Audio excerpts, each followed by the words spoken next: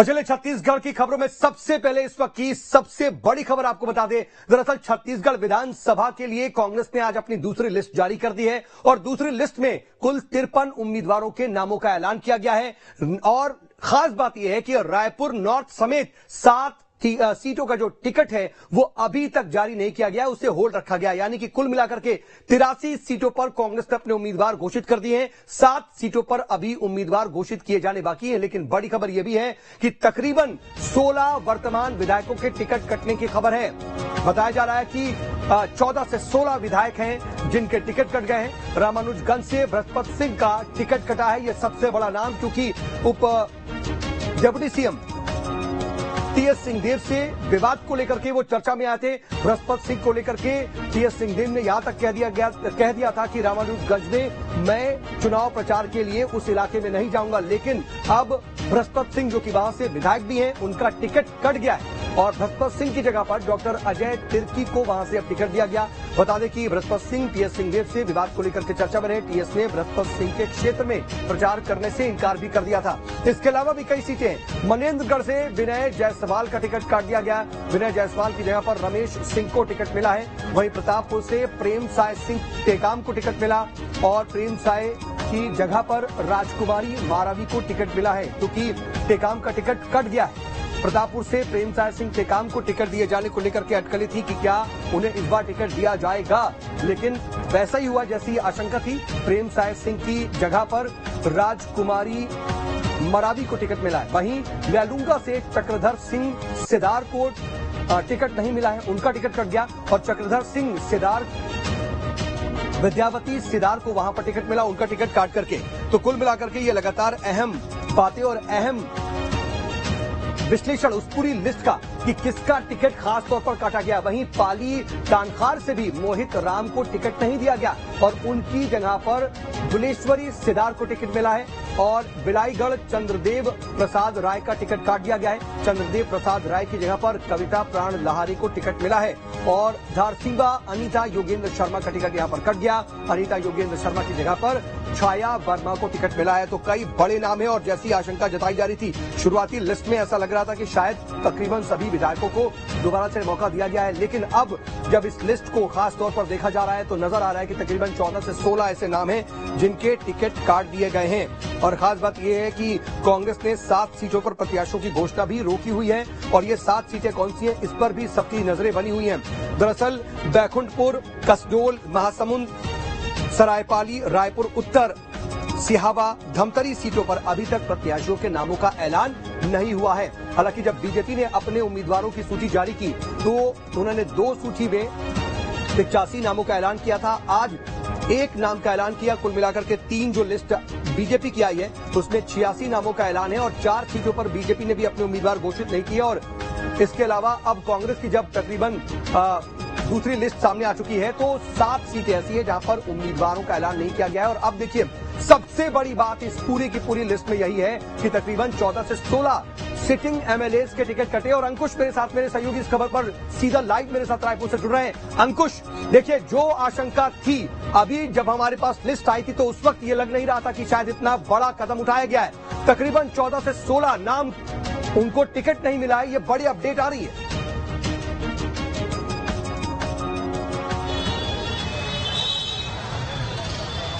देखिए बिल्कुल स्पष्ट रूप से कांग्रेस पार्टी ने जो 30 प्रत्याशियों की सूची पहले जारी की थी, जो नवरात्रि के पहले दिन आई थी, और उसके बाद आज जो करीब 53 उम्मीदवारों की सूची जारी की है इसमें टोटल 16 विधायकों के टिकट काटे गए हैं। आज की सूची में अगर बात करें तो करीब 10 सिटिंग एमएलएस के टिकट काट दिए गए हैं और महत्वपूर्ण बात यह है कि आज की सूची में 10 महिला उम्मीदवारों को टिकट दिया गया। तो ये समीकरण जो है वो भी कांग्रेस पार्टी ने बहुत अच्छे से साधा है। और जिस तरीके से कांग्रेस के राष्ट्रीय अधिवेशन में जो तय हुआ था कि युवाओं को मौका मिलेगा, मतलब जो 50 से कम उम्र के जो युवा हैं, लोग हैं, उनको कांग्रेस पार्टी चुनावी मैदान में उतारेगी। तो ये समीकरण भी बैठाने की कोशिश की गई है। लेकिन सबसे महत्वपूर्ण ये हो जाता है कि अभी भी 7 सीटें ऐसी बची हैं जिस पर पैंच फंसा हुआ है, जिसमें सबसे बड़ा पेंच जो है रायपुर उत्तर विधानसभा सीट को लेकर कहा जा सकता है, क्योंकि वहां से अभी भी टिकट की घोषणा नहीं हुई है। मतलब अभी एक बार की और बैठक होगी और उस बैठक के बाद ये तय होगा कि रायपुर उत्तर से कौन प्रत्याशी होगा। वहीं रायपुर ग्रामीण से अगर बात करें तो महंत राम सुंदर दास को चुनावी मैदान में उतारा गया है, जो भारतीय जनता पार्टी के वरिष्ठ नेता और वरिष्ठ विधायक ब्रजमोहन अग्रवाल को टक्कर देते हुए नजर आएंगे। अगर ग्रामीण विधानसभा क्षेत्र की अगर बात करें जो रायपुर शहर की है, उसमें जो सत्यनारायण शर्मा है काफी लंबे समय से कांग्रेस पार्टी के लिए जीत दर्ज करते नजर आए हैं, लेकिन अब उन्होंने उम्र के एक पड़ाव पर अपने आप को वहां पर चुनाव से या फिर राजनीति से संन्यास लेने का ऐलान किया और उसके बाद उन्होंने आग्रह किया था पार्टी से कि अगर पार्टी चाहे तो आप उनके बेटे को विधानसभा सीट से चुनावी मैदान में उतार सकती है। तो पार्टी ने इस पूरी मेहनत का नतीजा जो है वो भी दिया है। पंकज शर्मा अब ग्रामीण विधानसभा के उम्मीदवार होंगे। बाकी बहुत ज्यादा जो उम्मीदें लगाई जा रही थी उस उम्मीदों के मुताबिक ही ये सूची आई है और जिस तरीके से पहले से कहा जा रहा था कि धड़ाधड़ टिकट काटे जा सकते हैं, तो ऐसे नाम भी देखने को मिले हैं, लेकिन कई बड़े नाम ऐसे हैं जिनके टिकट काटे गए हैं जो चौंकाने वाले हैं। जैसे छत्तीसगढ़ सरकार में पूर्व कैबिनेट मंत्री रहे प्रेमसाय सिंह टेकाम की टिकट काट दी गई है, उनकी जगह एक महिला प्रत्याशी को चुनावी मैदान में उतारा गया है। हालांकि कुछ नाम ऐसे हैं जिनको टिकट काटा जाना था। चंद्रदेव राय का नाम अभी इस सूची में नहीं है, विनय जायसवाल का नाम इस सूची में नहीं है। तो ये कई बड़े नाम है और एक काफी कंट्रोवर्शियल नाम रहा है जो छत्तीसगढ़ की विधानसभा से लेकर और अन्य जगहों पर बड़ा चर्चित रहा है, वो है बृहस्पत सिंह। जो बृहस्पत सिंह कई बार सुर्खियों में रहे, विवादों में रहे। एक बड़ा विवाद उनका जुड़ा हुआ था कि छत्तीसगढ़ के उप मुख्यमंत्री टी.एस. सिंहदेव से भी उनकी भिड़त होती हुई नजर आई थी। तो ये कई बड़े कारण रहे इनकी टिकट काटने का। और दूसरा सबसे महत्वपूर्ण बात ये हो जाती है कि कांग्रेस पार्टी ने जो सर्वे कराया था, कार्यकर्ताओं से जो फीडबैक लिया था, उस फीडबैक के आधार पर ही टिकट बांटे गए हैं। छाया वर्मा को राज्यसभा से अब सीधा उनको विधानसभा का टिकट दिया गया है, तो ये एक बड़ा बदलाव जो है वो कहा जा सकता है। बिल्कुल। तो कुल मिलाकर के ये कुछ नाम, लेकिन देखिए अनुज, जब हम ये देख रहे थे अंकुश की लिस्ट जारी हो गई है, 7 अभी भी ऐसी सीटें हैं जहां पर ऐलान नहीं किया गया है। उन 7 सीटों के अलावा जहां पर ऐलान किया गया है, क्या आधार बनाया गया है इनका टिकट काटने का? क्या वाकई नॉन परफॉर्मेंस ही है या कुछ और भी आधार दिखाई देते हैं?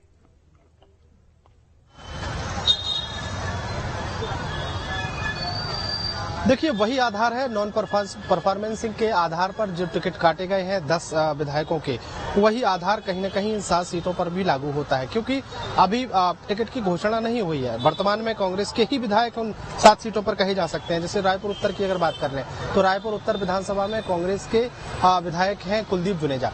कुलदीप जुनेजा का टिकट कटा है कि नहीं कटा है ये अभी संशय बना हुआ, क्योंकि जब तक उस विधानसभा सीट पर प्रत्याशी के नाम का ऐलान नहीं कर दिया जाएगा तब तक कुछ भी स्पष्ट नहीं हो पाएगा। फिलहाल पेंच तो फंसा है, लेकिन पेंच क्यों फंसा है कि जो सर्वे था उस सर्वे में 50-50 हो सकता है कि ये विधायक जीत भी सकते हैं, विधायक नहीं भी जीत सकते। दूसरा, संगठन का एक फीडबैक लिया जाता है। उस संगठन के फीडबैक के आधार पर कहीं ना कहीं ये निर्णय लिया जाता है कि अब अगर संगठन सहमत है तो प्रत्याशी उतारा जाएगा या नाम पर सहमति बनेगी। दूसरा, तो केंद्रीय चुनाव समिति की पहले जो अलग अलग विभाग हैं वो अपने सर्वे कराते हैं। उन सर्वे में अगर पाया जाता है कि जो कैंडिडेट है वो जीत सकता है तो फिर कहीं ना कहीं नाम घोषित किया जा सकता है। दूसरा, उत्तर विधानसभा से कई दावेदार ऐसे हैं जो कांग्रेस पार्टी से टिकट पाना चाहते हैं। भले ही कांग्रेस पार्टी का विधायक ऑलरेडी है वहां पर, लेकिन अब 2023 के विधानसभा चुनाव के लिहाज से सबकी उम्मीदें जगी हुई हैं कि उनको भी टिकट मिलना चाहिए। और देखिए नाम मंगाए गए थे, लंबा दौर, लंबा मंथन प्रदेश में चलता रहा और इशारा कर दिया गया था कि भाई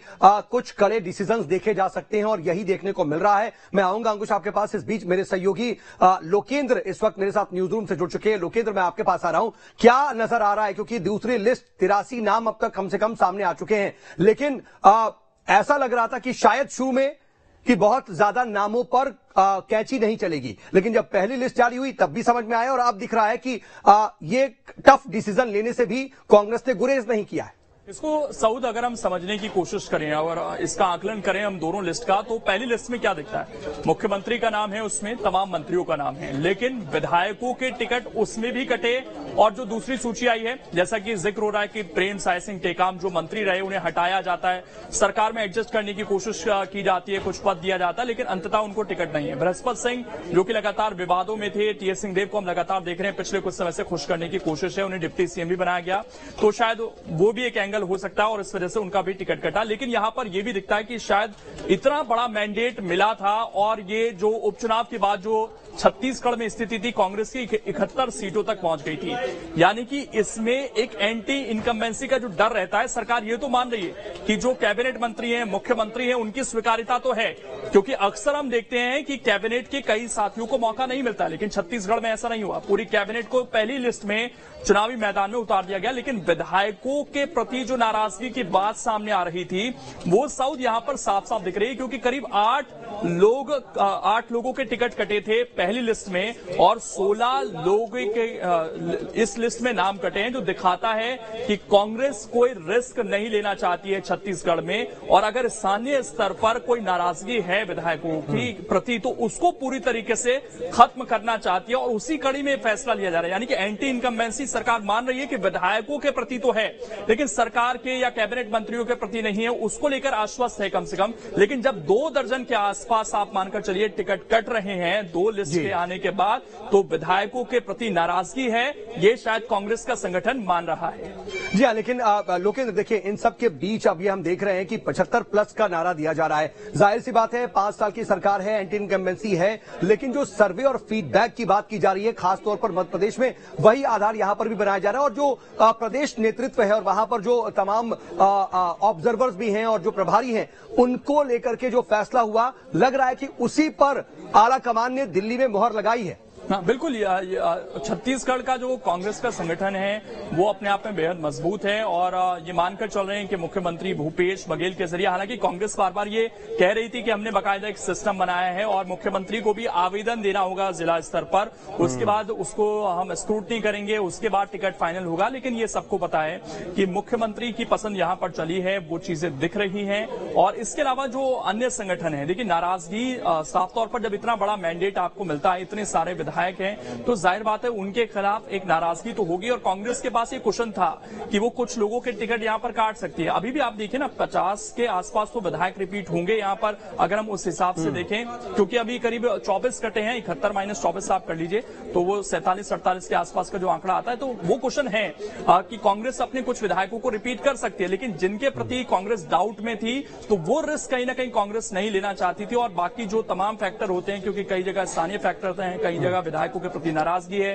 कहीं जातीय फैक्टर हो सकता है, तो उन तमाम चीजों को ध्यान में रखते हुए कि कैंडिडेट और बिल्कुल, लेकिन लोकेंद्र देखिए, ये कोशिश भी की गई है कि महिलाओं को भी प्रतिनिधित्व मिले और साथ ही साथ युवाओं को भी खास तौर पर लेकर के चलने की बात अपने उम्मीदवारों की लिस्ट में भी कांग्रेस जाहिर करना चाहती है। जब मध्य प्रदेश में सामने आती है लिस्ट तो खास तौर पर कमलनाथ इस पर फोकस करते भी नजर आते हैं, लेकिन वो छाप छत्तीसगढ़ के लिस्ट में भी दिख रही है। ये तो जयपुर में जो कांग्रेस का सम्मेलन हुआ था वहीं से तय हुआ था सऊद की हमें युवाओं को आगे बढ़ाना है और उसको फोकस में रखा जा रहा है कि किसी तरीके से, क्योंकि एक नई लीडरशिप तैयार नहीं होगी तो आगे पार्टी सफर करती है, ये कांग्रेस से बेहतर कौन जान सकता है। इसीलिए कोशिश ये है कि नए नए लोगों को जोड़ा जाए, उनको जिम्मेदारियां दी जाएं, वो एक नई लीडरशिप के तौर पर तैयार हो। और महिलाओं को लेकर जिस तरीके से मुद्दा चल रहा है, और छत्तीसगढ़ में आपको मैं एक इंटरेस्टिंग फैक्ट बता दूं, जो वोटर्स हैं छत्तीसगढ़ के अंदर पुरुषों से ज्यादा महिलाएं हैं, तो उनकी उपेक्षा कोई पार्टी कैसे कर सकती है जब वोटर्स की संख्या महिलाओं की ज्यादा है। तो वो भी ध्यान रखा गया है और जो 10 महिला इस लिस्ट में हैं और उम्मीद हम ये कर रहे हैं कि जब ये जीत कर आएंगी तो इस बार मंत्रिमंडल में भी ज्यादा महिलाओं को जगह मिल सकती है। ठीक है, लेकिन ये 7 सीटों पर पेच क्या फंसा हुआ है? क्योंकि अगर हम 7 सीटें देख रहे हैं उन्हें होल्ड किया गया है, इसमें बैकुंठपुर है, कसडोल है, महासमुंद है, सरायपल्ली है, रायपुर उत्तर की सीट है, सिहवा है और धमतरी सीट, इन्हें होल्ड रखा गया है। इसके पीछे क्या कुछ दावेदारी ज्यादा है या फिर कोई पेच फंसा हुआ है? देखिए सऊद, कांग्रेस इस वक्त मजबूत है छत्तीसगढ़ में और जाहिर बात है जब कोई पार्टी मजबूत होती है तो वहां पर प्रत्याशियों की संख्या भी ज्यादा होती है। कई जगह और भी समीकरण होते हैं, लेकिन एक स्थिति तो अब ऑलमोस्ट क्लियर हो गई है छत्तीसगढ़ के अंदर, चाहे बीजेपी हो, केवल 7 सीटें और उधर बीजेपी की भी 4 सीटें, लेकिन ये 4 भी कई बार बड़ा, क्योंकि छोटी विधानसभा 90 सीटों की विधानसभा है। और आपको याद होगा जो 2013 का रिजल्ट था उसमें बीजेपी कांग्रेस में ज्यादा फर्क नहीं था। 2018 में जरूर एक बड़ा गैप दिखता है, लेकिन 1-2 विधायक भी अगर इधर उधर किसी के हो जाते हैं तो उससे बड़ा गेम चेंज हो जाता है जब छोटी विधानसभा होती है। तो इस लिहाज से दोनों ही पार्टियां सोच समझकर अभी थोड़ी सी जो सीटें रह गई इन पर भी कोई रिस्क नहीं लेना चाहती, इन पर मंथन चल रहा होगा जाहिर बात है। और जब कांग्रेस के लिए तो हम ये कह सकते हैं कि शायद दावेदार भी ज्यादा होंगे, क्योंकि ठीक है, जो पार्टी सत्ता में टाइमिंग जो है ना लोकेंद्र, टाइमिंग को लेकर के बड़ा सवाल पूछा जा रहा था, क्योंकि देखिए जब लेट हो रहा था, लिस्ट जारी नहीं हो रही थी, नामों का भी यहां तक कि चुनावों का भी ऐलान हो गया, बीजेपी पूरी तरह से हमलावर थी कि भैया आप लिस्ट जारी नहीं कर रहे। लेकिन अब 15 को पहले लिस्ट और 18 को दूसरी लिस्ट, क्या माकूल समय और इतना समय काफी होगा अपनी पूरी तैयारी के लिए, या फिर अंदर खाने कहीं ना कहीं इन सभी लोगों को इशारा कर दिया गया था कि भाई आप अपनी तैयारी पूरी रखिए? ये बात तो कांग्रेस संगठन बार बार कह रहा था, और साउथ चाहे मध्य प्रदेश हो या छत्तीसगढ़ हो, छत्तीसगढ़ में आप योजनाएं देखिए सरकार की किस तरह की रही है। यहाँ पर गोधन न्याय योजना सरकार लेकर आई, राम वन गमन पथ का काम चल रहा है, कौशल्या माता का मंदिर बना है। तो एक वो कोशिश तो है छत्तीसगढ़ के अंदर कि वो जो सॉफ्ट हिंदुत्व की राह पर सरकार चली है, इसलिए देखिए ऐसा नहीं है कि शरारत के वक्त प्रत्याशी तय नहीं थे। जाहिर बात है काफी सारे नाम तय हो गए होंगे और उनको इशारा कर दिया गया होगा, और ये बात तो कांग्रेस के संगठन के लोग बार बार कह रहे थे, खुलकर कह रहे थे कि कुछ नाम कटेंगे भी। आप टीएस सिंहदेव के पिछले कुछ बयान उठाकर देखिए, कुमारी सैलजा के कुछ बयान उठाकर देखिए, ये इशारा साफ था कि कुछ लोगों के टिकट कटने वाले हैं। तो इशारा तो था शायद, लेकिन ये भी हो सकता है कि जिन लोगों के टिकट कटने थे उनको मनाने की कोशिश हुई हो। हाँ, मनाने की कोशिश। और दूसरा जो नवरात्र में लाकर के एक शुभ मुहूर्त, हम उस चीज का ख्याल रख रहे हैं, एक हमारी हिंदुत्व की छवि है, उसको भी पेश करने की कोशिश है। शायद टाइमिंग इस लिहाज से जोड़ सकते हैं जी। लेकिन इन सब के साथ साथ अब ये भी है कि क्या रामानुजगंज में अब टीएस सिंहदेव जो है वो प्रचार करते नजर आएंगे या नहीं, क्योंकि सीधे कह दिया था कि बृहस्पति सिंह के लिए तो मैं प्रचार नहीं करूंगा, और लग रहा है वही विवाद था जो मेन वजह बनी, बृहस्पति सिंह को टिकट नहीं मिला है। देखिए टीएस सिंहदेव का नाराजगी थी खुलकर, वो कभी कहते नहीं थे, क्योंकि वो एक ऐसे नेता हैं जो छत्तीसगढ़ में अपनी एक पहचान रखते हैं साफ गोई के लिए। तो वो इस बात को कभी खुलकर नहीं कहते थे कि किसी तरह का कोई मुख्यमंत्री का फॉर्मूला है। लेकिन कई बार वो दिल्ली गए, कई बार उन्होंने कहा कि हाँ कुछ चीजें तो हुई थी, इशारों में उन्होंने बात की, लेकिन खुलकर वो एक अनुशासित नेता है। लेकिन उन्होंने रामानुजगंज को लेकर साफ तौर पर कह दिया था, और वो इसलिए भी समझ आता था क्योंकि विधानसभा में जब आपके पार्टी के ही विधायक आप पर आरोप लगा रहे हैं, गंभीर आरोप लगा रहे हैं, अपनी जान को खतरा बता रहे हैं, तो जाहिर बात है कि जब आप राजनीति में हैं और आपकी एक अलग छवि है और आपकी छवि बहुत साफ सुथरी मानी जाती है, साफ गोई की छवि मानी जाती है, और वहां पर हो सकता है कि टीएस सिंहदेव ने उनके टिकट को लेकर वीटो किया हो, क्योंकि उनकी छवि पर सीधे सीधे सवाल उठाए थे। और टीएस सिंहदेव को पिछले कुछ दिनों में संगठन आप देखेंगे नाराज नहीं करना चाहता है, लगातार उनको चाहे डिप्टी सीएम का पद दिया गया हो या फिर उनको जिस तरीके से पूरे चुनाव में डिसीजन मेकिंग में आप देखेंगे उनके बयान लगातार आ रहे थे और वही चीजें होती हुई दिख रही हैं। तो डिसीजन मेकिंग में और अब जाहिर बात है कि उनको टिकट नहीं मिला है, तो वो वहां पर छवि के माने जाते हैं टीएस सिंहदेव, और बहुत ज्यादा नाराजगी इस तरीके से चाहे अपनी पार्टी या फिर पार्टी नेतृत्व के प्रति दिखाते नहीं है। जब उनको सीएम डिप्टी सीएम की बात भी पेच फंसा था तो बहुत अनुशासित नेता की तरह रहे, लेकिन रामानुजगंज को लेकर के अपनी छवि से उलट उन्होंने कहीं ना कहीं जाहिर किया था कि मैं यहां पर नहीं जाऊंगा। लेकिन मैं एक चीज और समझना चाह रहा हूं लोकेंद्र आपसे, उसके बाद अंकुश के पास भी चलूंगा, कि अगर मैं मध्य प्रदेश और छत्तीसगढ़ दोनों को देख रहा हूं तो प्रदेश नेतृत्व और उनकी पसंद, उनके सर्वे, उनके फीडबैक को केंद्रीय नेतृत्व और सीईसी खास तौर पर तवज्जो दे रही है। इसके पीछे क्या स्ट्रेटजी हो सकती है? इसके अगर देखिए छत्तीसगढ़ में तो साउथ देखिए ऑलरेडी बहुत मजबूत है, और मुख्यमंत्री भूपेश बघेल अब एक केंद्रीय नेता हैं। आप देखेंगे उत्तर प्रदेश में चुनाव हो, हिमाचल में चुनाव हो, भूपेश बघेल लगातार उस डिसीजन मेकिंग में थे। तो छत्तीसगढ़ के लिहाज से तो बघेल मॉडल की भी बात आजकल करने लगे हैं कांग्रेस के तमाम नेता। और इसके अलावा अगर हम मध्य प्रदेश की बात करें तो वहां पर तो पूरी तरीके से कमलनाथ ने ये कह दिया कि इस बार ये चुनाव शायद मेरा है और मैं अपने इर्द गिर्द लड़ूंगा, और वहीं से वो पूरी डिसीजन मेकिंग हो रही है। लेकिन छत्तीसगढ़ में तो शायद उस तरह की कोई स्थिति नहीं है, और 20 साल में लगभग 15 महीने हटा दे तो बीजेपी की सरकार है मध्य प्रदेश में, तो वहां एंटी इनकम्बेंसी है और कांग्रेस को मौका दिख रहा है। इसलिए कांग्रेस संगठन वहां पर कोई रिस्क नहीं लेना चाहता कि अपने स्थानीय नेताओं को किसी तरीके से वो नाराज करे या उनकी ना सुनी जाए। और छत्तीसगढ़ में तो कांग्रेस ये आश्वस्त नजर आती है कि इस बार भी शायद वो रिपीट करेंगे, तो इस लिहाज से भी यहां पर मजबूती के साथ स्थानीय संगठन की जो मर्जी है उसको देखा जा रहा है, उसकी बात को माना जा रहा हूं आपके पास लोकेंद्र, अंकुश के पास जरा चलते हैं। अंकुश देखिए 75+ का दावा और वही पूरा का पूरा जो एक फोकस है उसको लेकर के कांग्रेस आगे बढ़ रही है, लेकिन इसके लिए क्या इतने बड़ी संख्या में इस तरीके से सिटिंग विधायकों के टिकट काटने जरूरी हो गए, इस वजह से ये टफ डिसीजन लेना पड़ा? क्योंकि जाहिर सी बात है अगर टिकट कटता है तो नाराजगी भी आती है, संगठन में कहीं ना कहीं सिर्फ उठावल भी होती है, उससे तो निपटने की चुनौती होगी अब।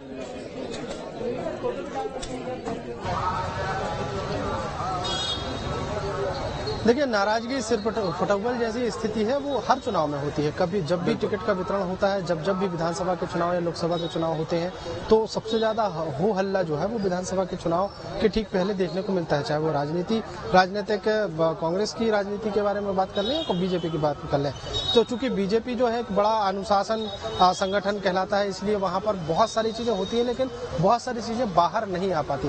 कांग्रेस में भी बिल्कुल ठीक उसी तर्ज पर इसी तरीके की बातें होती हैं, विरोध होता है, नाराजगी होती है, और वो नाराजगी जो है जाहिर तौर पर दिखती है। इसलिए कांग्रेस पार्टी के ऊपर ये आरोप लगते हैं कि इन अंदर खाने में जो है विरोध ज्यादा हो रहा है। चूंकि एक विधानसभा सीट से एक जो उम्मीदवार है, जो योग्य उम्मीदवार है, जो जीतने लायक उम्मीदवार है, उस पर पार्टी भरोसा जताती है, क्योंकि पार्टी अपने कई सर्वे कराती है और उन सर्वे के आधार पर कहीं न कहीं टिकट का वितरण करती है। अब लेकिन उसी विधानसभा से कई उम्मीदवार होते हैं जो ये इस चाह में रहते हैं कि उनको भी टिकट मिलेगी, वो उम्मीद लगा के बैठते हैं, लेकिन जब उनकी उम्मीद पूरी नहीं होती तो उनकी उम्मीद जब पूरी ना होने का गुस्सा जो है वो कहीं न कहीं विरोध के तौर पर खुलता हुआ दिखाई देता है। दूसरी तरफ अगर बात करें कि जो सिटिंग एमएलए के टिकट काटे गए हैं, तो स्वाभाविक है सरकार रही है कांग्रेस पार्टी की 2018 में एक बड़ा प्रचंड बहुमत मिला है। देश के अलग अलग राज्यों के मैंडेट की अगर बात करें तो सबसे ज्यादा मैंडेट अगर कांग्रेस पार्टी को कहीं मिला था तो वो छत्तीसगढ़ था। छत्तीसगढ़ में 68 विधानसभा सीटों पर कांग्रेस पार्टी जीत कर आई थी और 90 में से 68 मतलब 1/3 बहुमत से ज्यादा बहुमत मिला था। लेकिन उसके बाद जब उपचुनाव हुए तो ये संख्या जो है 71 तक पहुंच गई।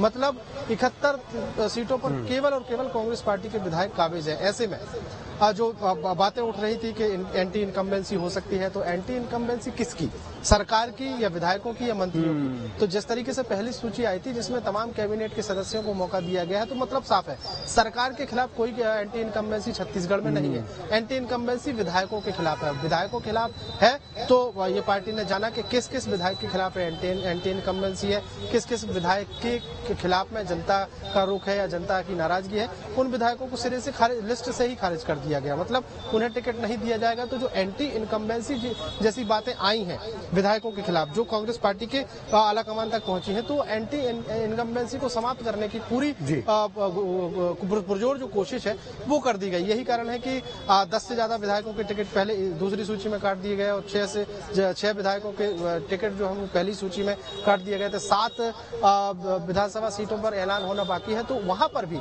बिल्कुल इसी पैटर्न पर कहीं न कहीं काम चल रहा होगा और उसी एक और बैठक होगी। उस बैठक के बाद जो 7 विधानसभा टिकट बचे हुए हैं उसमें भी कहीं न कहीं कुछ विधायकों के टिकट काटे जा सकते हैं। ये दोनों सूचियों से अंदाजा लगाया जा सकता है। बिल्कुल बिल्कुल, मैं आता हूं आपके पास इस बीच पार्टी के जी ठीक है, मैं अंकुश आ रहा हूं आपके पास। अंकुश आ रहा हूं, लोकेंद्र मेरे साथ लगातार बने हुए हैं। लोकेंद्र देखिए, अब इतना साफ है कि कम से कम जो कांग्रेस है वो ये समझ रही है कि उसको ये देखना होगा कि कोई विधायक अगर क्षेत्र में काम नहीं करता है, कोई विधायक है जिसके खिलाफ जनता में नाराजगी है, उसका फीडबैक अच्छा नहीं आता है, तो उस पर सीधे एक मैसेज देने की भी कोशिश है कि भाई आपको काम ही जो है वही प्रायोरिटी पे रखना पड़ेगा, नहीं तो टिकट भी काटा जा सकता है। अंतिम जो पैमाना है वो आपका काम है। इसमें देखिए साउथ, एक तो एजेंसीज के थ्रू स्थानीय नेताओं के जरिए फीडबैक लिया जाता है, उसके बाद कोई माइंडसेट आपका बनता है। लेकिन चुनाव से पहले क्या हुआ, मुख्यमंत्री भूपेश बघेल भेंट मुलाकात के जरिए लगभग हर विधानसभा क्षेत्र में गए। अब जब वो विधानसभा क्षेत्र में जा रहे हैं, उनका कार्यक्रम हो रहा है, तो जब इतने अनुभवी नेता हैं तो वहां के मिजाज को तो जाहिर बात है वो समझ रहे होंगे और उनका जो फर्स्ट एक अप्रोच बनी होगी उस विधानसभा को लेकर उन्होंने खुद समझी होंगी चीजें। उसके बाद तमाम जो सर्वे हुए होंगे पार्टी के या जिस आधार पर भी टिकट तय हुआ होगा, लेकिन एक फर्स्ट एंड खुद मुख्यमंत्री भूपेश बघेल ने हर विधानसभा में जाकर देखा है, हर चीज को समझा है, वहां के लोगों से बातचीत की है, तो उनसे बेहतर शायद किसी नेता के पास फीडबैक इस चुनाव का रहा होगा और उस लिहाज से डिसीजन मेकिंग में जो उनके कार्यक्रम रहे उससे बहुत शायद आसानी उन्हें मिली होगी। जी, और देखिए हमने देखा कि लगातार भले ही कांग्रेस ये कह रही हो कि उन पर हमले हो रहे हो बीजेपी की तरफ से कि आपकी टिकट की लिस्ट क्यों नहीं आ रही है, लेकिन टिकट को लेकर के मंथन लंबे समय से चल रहा था, कई महीनों से इस पर काम हो रहा था। और आपने जो जिक्र किया भेंट मुलाकात कार्यक्रम का, शायद वो सबसे पहला वो बेसिक स्टेप था जब भापा जा रहा था कि हर एक विधानसभा में क्या मिजाज है। बहुत शुक्रिया लोकेंद्र तमाम जानकारी के लिए। आप